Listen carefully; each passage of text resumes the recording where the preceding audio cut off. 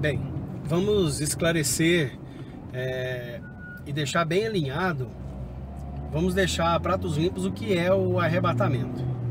Há muita confusão na cabeça das pessoas sobre o que é de fato o arrebatamento. Muitas pessoas pensam que o arrebatamento é a segunda vinda de Cristo, e isso é um engano, isso não é verdade. Muitas pessoas pensam que o arrebatamento será uma multidão de gente que vai ser tirada dessa terra. Isso também não é uma verdade. Muitas pessoas pensam que o arrebatamento ele é tão somente o juízo de Deus, somente o juízo de Deus sobre as pessoas. E não é exatamente isso. Vamos esclarecer o que é de fato o arrebatamento. Bom, irmãos, primeiramente a gente precisa entender que o arrebatamento, ele é um evento, ele não é a segunda vinda de Cristo, ele é um evento. Como assim um evento? Ora, um evento como aconteceu na abertura do Mar Vermelho, como aconteceu o Monte Sinai fumegando, como aconteceu com o batismo com o Espírito Santo no dia de Atos dos Apóstolos. É um evento. Então, toda mudança de dispensação. E o que é dispensação? É um período onde Deus trabalha de uma determinada maneira. Vamos dizer de maneira grossa, assim, para os irmãos poderem entender. Então são 7 as dispensações. Vale a pena você pesquisar aí sobre as dispensações e você estudar um pouquinho sobre elas para você poder ter um pouco mais de entendimento acerca do que é as dispensações. Então, irmãos, o arrebatamento, ele será um evento que vai marcar uma dispensação, a mudança de uma dispensação para outra dispensação.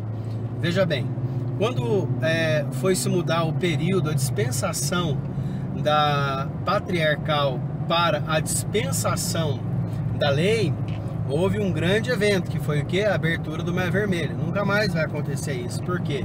Porque Deus usou esse evento para marcar essa mudança de dispensação. Então isso precisa ficar claro na nossa cabeça. Outra coisa,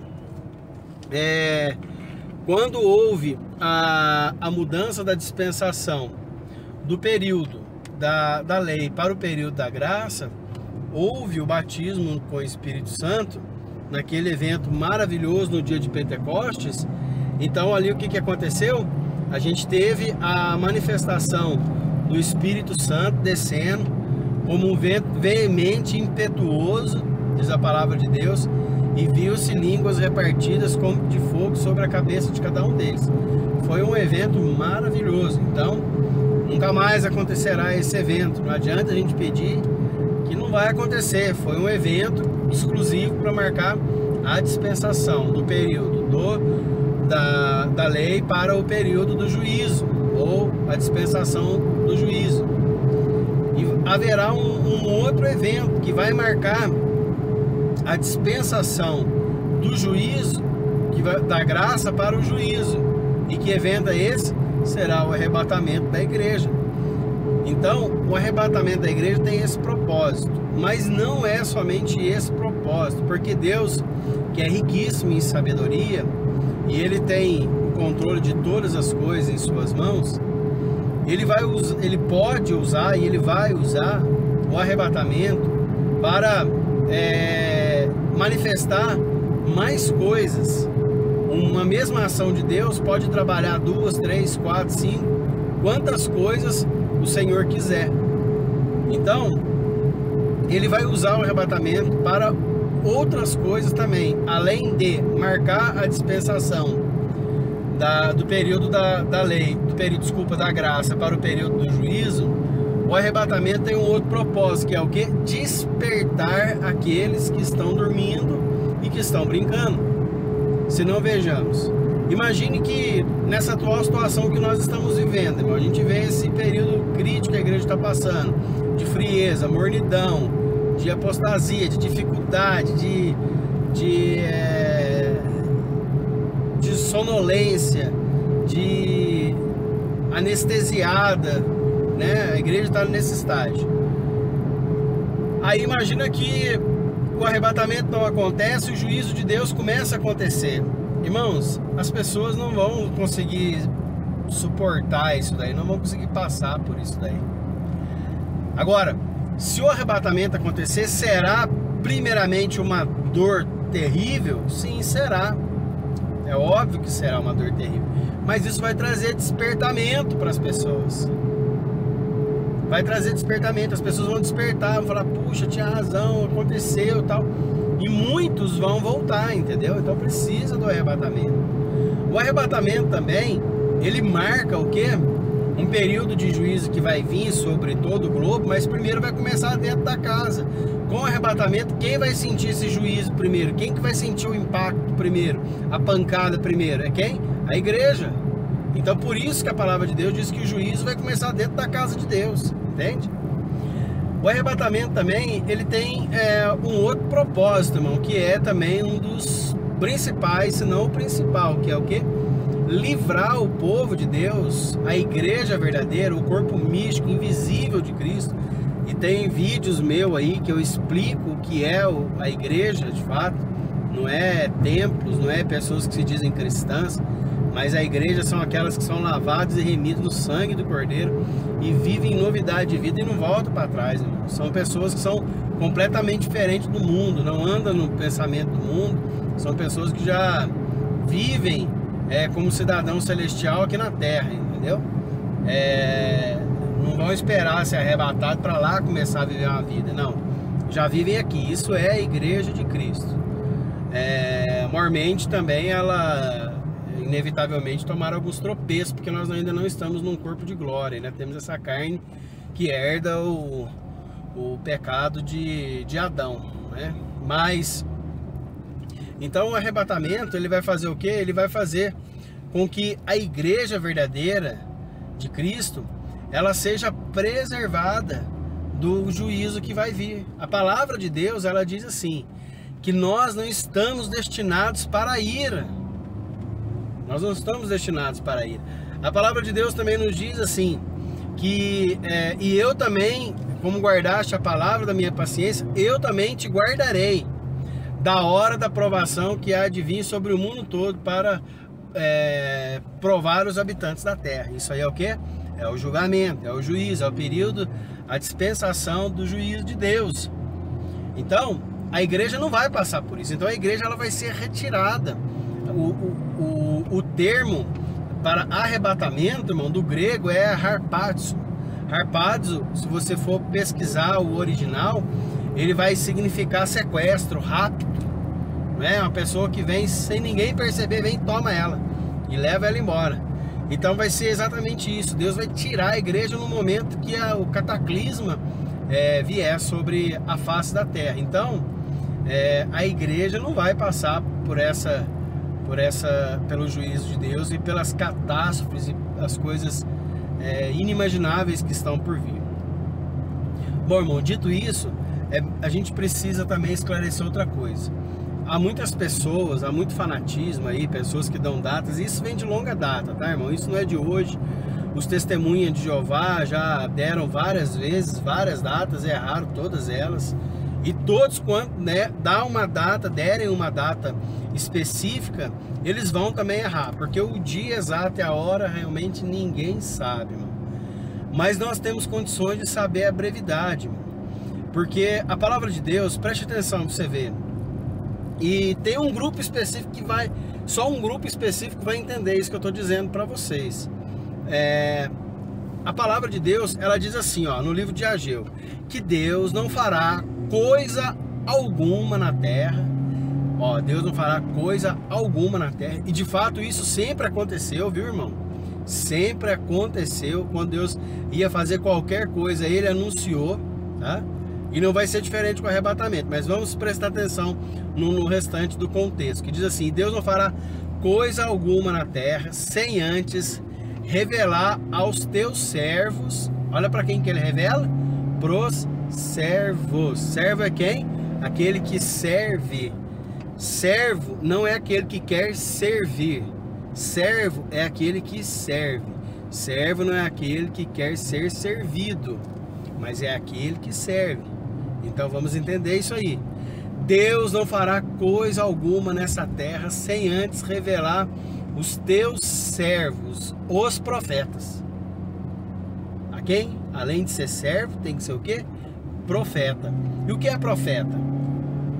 Profeta não é essa turma que tá aí, irmão, adivinhando CPF, adivinhando RG, falando de chave de casa, chave de carro e com adivinhação besta, tola. Não, a gente tem que olhar os profetas, irmão, à luz como de fato eles eram, à luz da Bíblia, irmão. Quais eram o sentido das profecias? O maior de todos os profetas foi João Batista. Analisa as profecias de João Batista.